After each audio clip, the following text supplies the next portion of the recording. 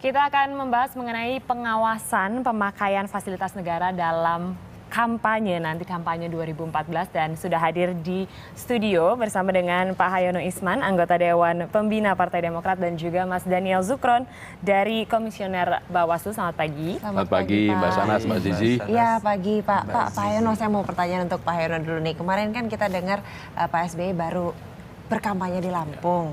Nah, itu katanya menggunakan fasilitas negara. Boleh diceritain Pak gimana?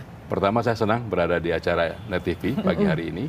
Ini adalah suatu program yang menurut saya pencerahan kepada publik terhadap bagaimana pentingnya demokrasi itu jujur, adil, dan aman.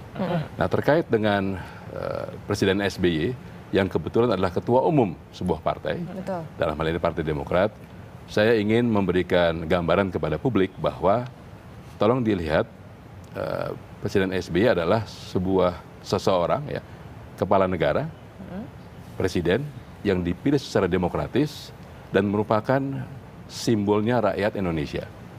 Sehingga kalau keamanan terancam, ini bisa menggoyahkan sebuah bangsa.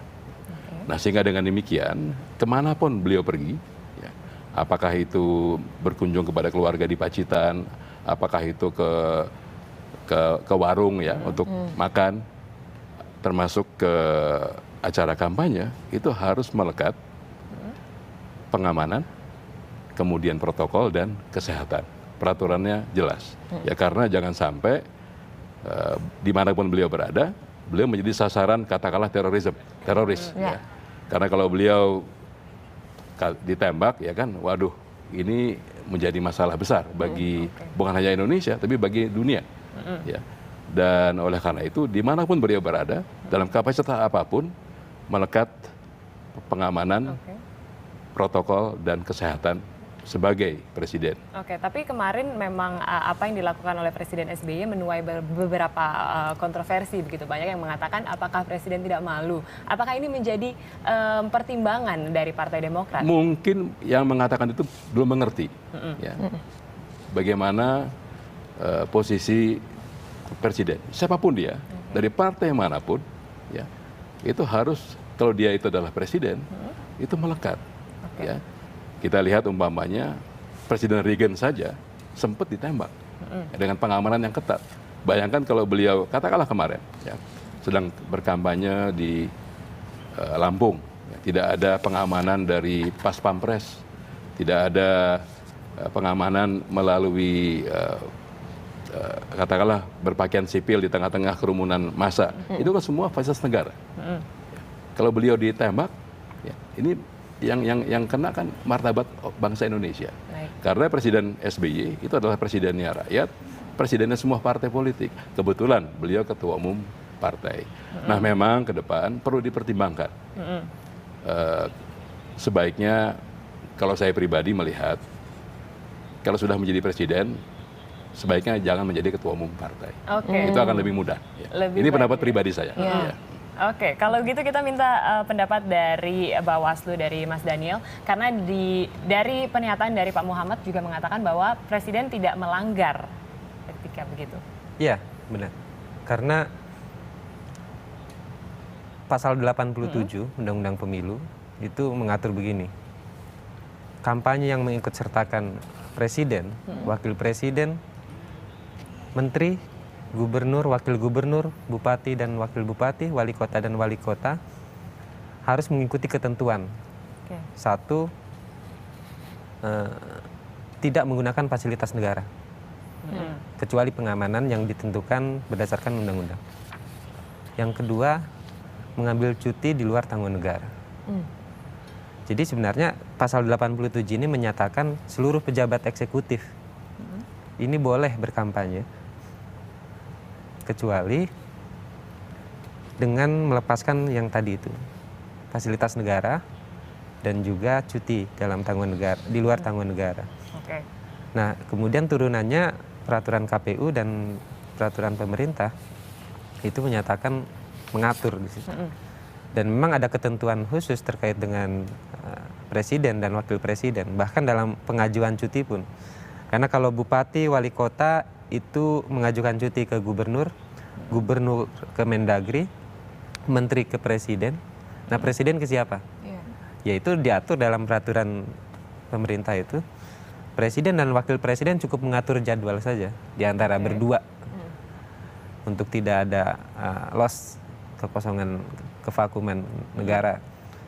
Nah, begitu juga dalam hal fasilitas. Fasilitas dalam hal kampanye itu untuk presiden berbeda dengan yang menteri, bupati, gubernur, wali kota. Seperti apa perbedaannya? Perbedaannya, kalau presiden dan wakil presiden, jika dia berkampanye, artinya sedang berpolitik, tidak sedang melaksanakan tugas pemerintahan, mulai dari yang tadi Pak Haryono katakan, protokoler, kemudian pengamanan, dan kesehatan. Itu terus melekat kemana saja.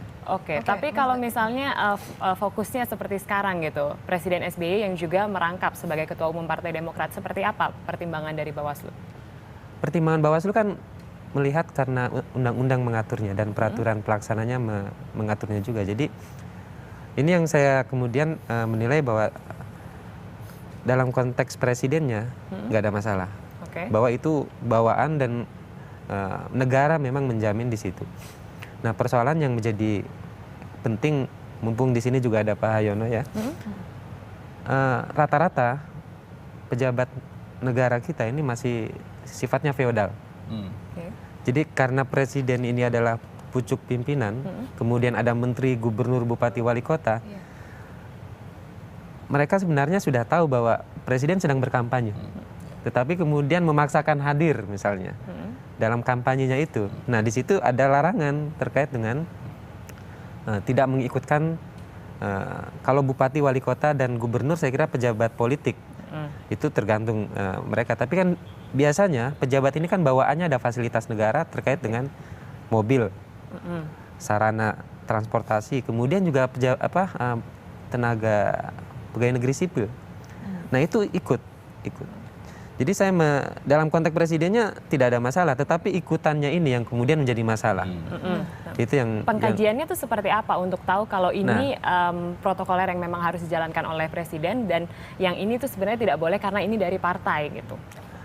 Jelas kalau presiden itu karena menyangkut soal dia sebagai presiden atau tidak sebagai presiden atau sedang berkampanye hari ini, itu mulai dari protokoler, pengamanan, kemudian kesehatan, itu kemana-mana dibawa, haknya melekat. Gitu. Iya. Jadi memang tidak ada perbedaan dalam hal peraturan. Berarti bisa bias? Peraturannya begitu. Jadi apabila misalnya sekarang kebetulan ketua partai dan presidennya adalah satu orang gitu. Iya. Terus jadi untuk hak protokoler dan pengamanannya sama aja atau ada bedanya? Sama saja kalau melihat dari peraturan yang itu. Nah itu tidak ada perbedaan. Saya juga nggak terlalu paham ya bentuk protokoler yang biasa tapi peraturan pemerintahnya mengatur protokoler, pengamanan, dan kesehatan. Nah ini bawaan yang terus harus jika mau dipakai oleh presiden silahkan. Pada saat menjadi presiden, pada saat berkampanye ini diatur boleh. Nah kalau mulai dari menteri, gubernur, bupati, wali kota hanya pengamanan saja. Oke, tapi kalau misalnya dari Bawaslu sendiri ada nggak Mas kebijakan atau mungkin pengkategorian fasilitas yang dipersilakan untuk presiden yang sedang berkampanye? Ya jelas karena untuk presiden diatur khusus demikian itu dan untuk yang lainnya sama, menteri sampai wali kota, ini berlaku umum. Kemudian ada ketentuan begini, bahwa fasilitas negara itu tidak boleh digunakan dalam kampanye 3 hal terkait sarana transportasi, mobilitas, kemudian tempat perkantoran, yang ketiga sarana-sarana perkantoran. Jadi tempat ini menyangkut singgah, kemudian macam-macam, itu harus tegas. Jadi kalau Pak Presiden sedang berkampanye, ya jelaskan sedang berkampanye. Kemudian tidak boleh kemudian di tengah-tengahnya mampir kemana-mana dalam konteks yang ini. Hari itu berkampanye silakan. Makanya bisa mengajukan cuti itu biar lebih jelas. Betul begitu. Di situ karena menyangkut soal itu. Kemudian tempat. Ketika sedang berkampanye kemudian mampir di ruang gubernur atau apa. Nah ini tidak boleh. Jadi jelaskan sedang berkampanye. Makanya yang begini ini pengawas pemilu saya minta untuk memastikan saja. Karena memisahkan sebagai pejabat eksekutif dan sebagai juru kampanye atau pejabat politik pada tahapan pemilu ini, bagi pengawas pemilu sederhana. Kalau sedang berkampanye, nyatakan sedang berkampanye, pasti aman. Kemudian kalau tidak sedang berkampanye, jangan melakukan kampanye, pasti aman. Batasannya tegas di situ. Baik, kalau begitu tanggapan dari Partai Demokrat, kita tahu saat ini memang pejabat negara banyak sekali dari Partai Demokrat gitu. Apakah ada semacam langkah untuk mengatur kira-kira siasatnya seperti apa gitu untuk tidak dikatakan memakai fasilitas negara? Sebetulnya sudah ada presiden ya di masa yang lalu, di mana seorang presiden, waktu itu Presiden Megawati sebagai ketua umum partai dan juga sebagai presiden itu berkampanye di tahun 2004. Jadi sudah ada presidennya. Memang setelah itu semestinya kita membuat peraturan yang lebih jelas sehingga publik paham. Sebagai contoh tadi ada ambigu. Karena itu yang saya katakan tadi, pada saat seorang presiden, siapapun dia, sedang berkampanye untuk partainya, padahal dia adalah presiden, dia tetap melekat fasilitas negara. Itu yang saya katakan tadi, pengawalan. Ya, jadi pas pampres yang mengawal itu kan semua negara, yang bayar negara. Jadi di situ ada ambigu. Ini yang perlu diperbaiki, Pak. Ya, perlu diperbaiki. Kalau enggak tadi membuat publik bingung, iya kan? Jadi tidak bisa lepas itu. Nah, oleh karena itu yang menurut hemat saya sekali lagi, Partai Demokrat sudah mengedepankan kepatutan, cuti. Ya. Di masa yang lalu tidak ada cuti. Ya, presiden itu di tahun 2004 suka-suka aja kampanye, ya, tidak ada cuti. Tapi sekarang sudah dengan cuti. Dan jadi saya sepakat. Dipantau saja Presiden SBY dalam cuti ini bagaimana. Ya. Yang berikutnya adalah tolong juga dipahami, walaupun beliau sedang cuti sebagai presiden, tugas pemerintahan tidak berhenti. Ya kan? Nah, sehingga perlu ada pembantu terdekat beliau bersama-sama beliau. Maksudnya apa? Supaya kalau ada masalah ya yang mendesak, katakanlah contohnya ya Garuda dibajak begitu ya, ini presiden harus turun tangan. Nggak bisa dia mengatakan saya sedang cuti nih, saya nggak bisa tidak bisa turun tangan. Tetap on call gitu ya, Pak. Tetap, ya kan. Nah, di mana dia bisa berkomunikasi melalui para menteri yang ikut. Biasanya ikut itu ada 3, Menko Polhukam, Menseknek sama Mensekap. Biasanya 3 itu yang mengikuti. Yang lain jangan ikut, jangan ngapain ikut, ya, tidak ada urusannya. Jadi itu tolong dilihat oleh publik ya, oleh Bawaslu, apakah hadir orang-orang di luar itu. Kalau hadir, tegur Presiden SBY.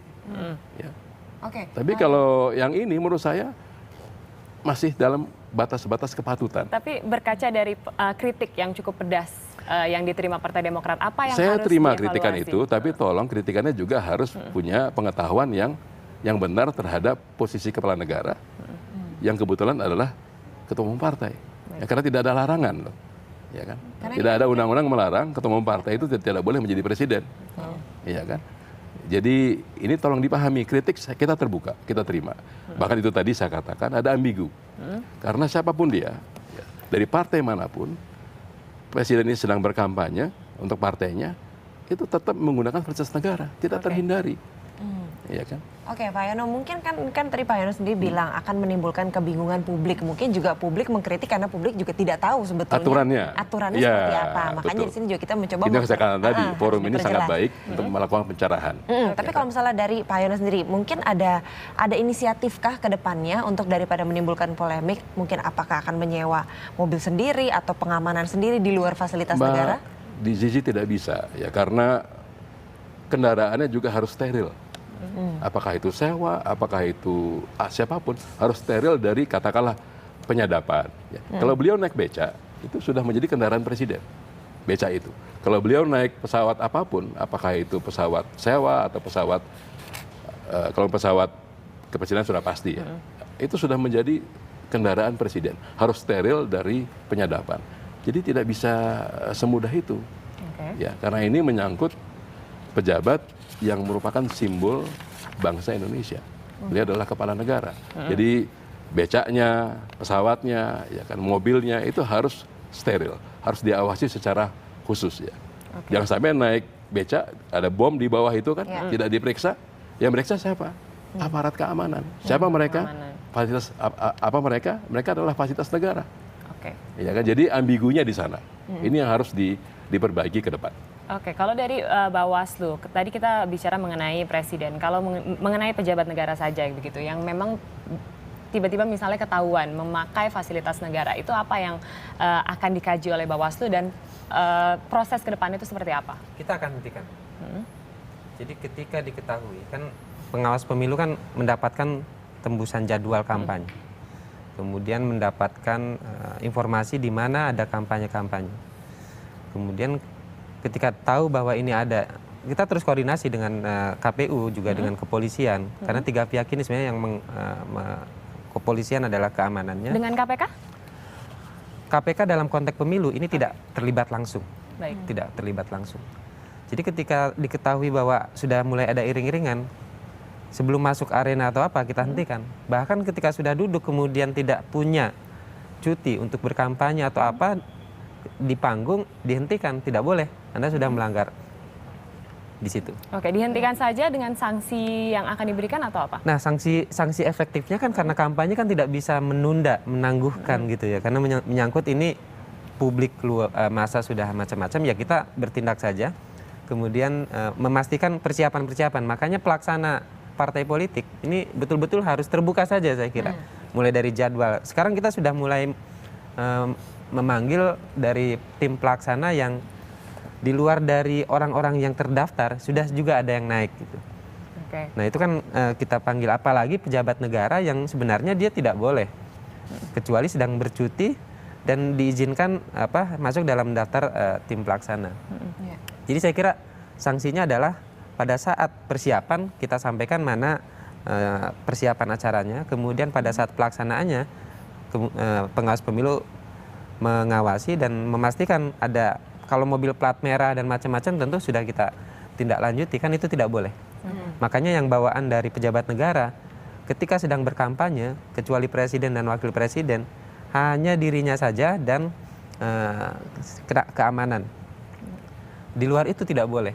Makanya kalau dari aspek-aspek begini, saya kira terkait dengan pejabat negara, betul-betul harus siap gitu ya. Jangan mempermalukan dirinya sendiri juga bahwa kemudian tidak sedang mengajukan cuti, iring-iringan mobil, sarana mobil dan macam-macamnya ada, kemudian belok masuk ke kampanye. Nah itu nanti akan mempermalukan dirinya sendiri. Oke, Mas Daniel, tapi ini kan bahwa kemudian sanksi berikutnya kan kita kasihkan teguran, peringatan, sampai jika ini berkali-kali dilakukan, kita akan rekomendasikan kepada KPU untuk yang orang ini, partai ini dilarang berkampanye.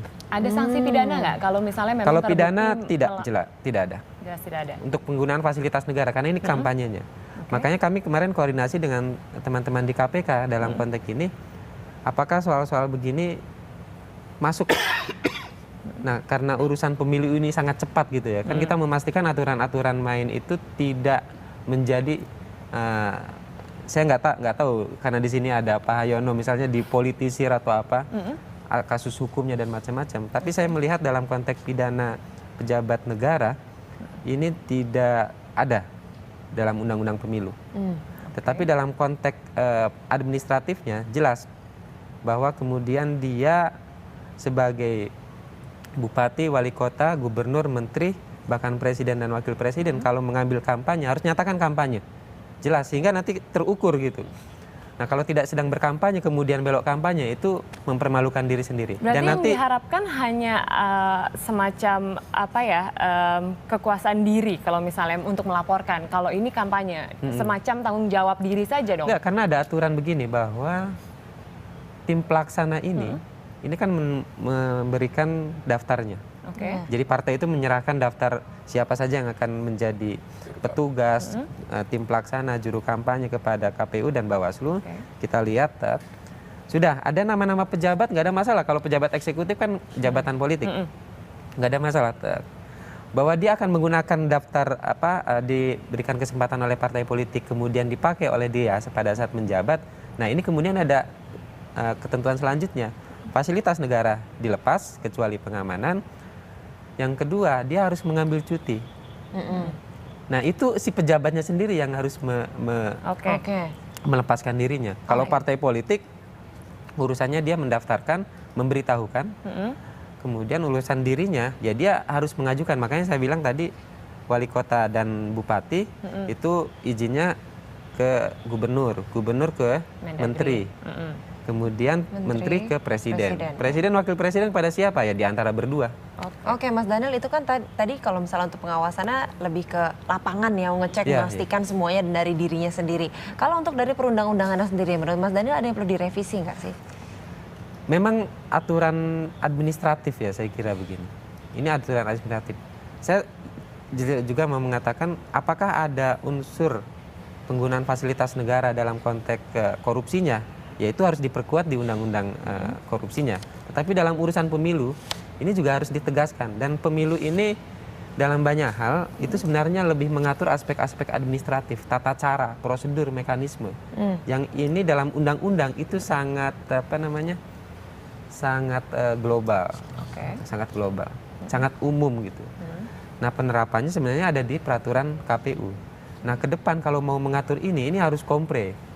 Harus kompre. Hari ini memang masih bersifat tidak nampak jelas. Seperti begini. Kalau menurut peraturan pemerintah, Sabtu dan Minggu itu hari libur. Jadi nggak perlu mengajukan cuti. Menurut peraturan KPU, hari ini kan tahapan 21 hari ini kan tahapan kampanye. Tidak mengenal hari libur karena mengenalnya hari kalender. 21. Makanya pejabat negara dalam hal ini presiden sampai wali kota ketika memakai hari Minggu, Sabtu dan Minggu, ini peraturan KPU mengatakan itu adalah kampanye dan harus mengajukan cuti. Tapi peraturan pemerintah mengatakan itu adalah hari libur, silahkan saja berkampanye.